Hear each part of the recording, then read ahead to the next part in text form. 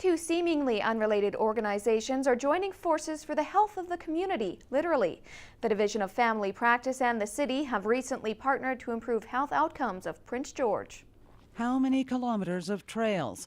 How many acres of green space and parks? Those are all decisions of local government.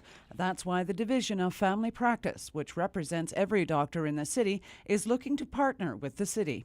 A very large recognition that communities, municipalities, and government has a huge role to play in health that goes beyond just health care as we know it. So things like socioeconomic status, infrastructure of a city that promotes physical activity, healthy eating, aesthetic environment. The city is already thinking along those lines through a recent process to identify residents' priorities in a document called MyPG. When they looked at what we'd created with MyPG, they acknowledged that, hey, this is a perfect fit. So again, if you look at some of the core or the key approaches that we're looking at in the next couple of years is around obesity, it's around tobacco reduction, and so those really do complement very nicely those kinds of efforts. Introducing more trails around the city, getting people walking or on buses, into the gym or just out in the great outdoors is what the partnership is all about. It's about sustaining a good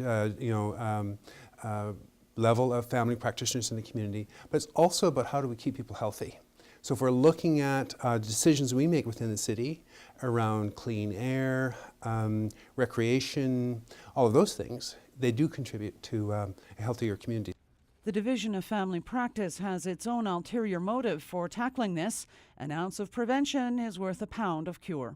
Even if on that very practical level of how can we actually deal with the small number of available GPs, well, if they're healthier, we won't need quite the biggest ratio of GP to population and solve some of this unattachment problem. So that is one of our big legs on our strategy. The division has already forged a relationship with UNBC and now has the school district in its sights. Cheryl Jan, CKPG News.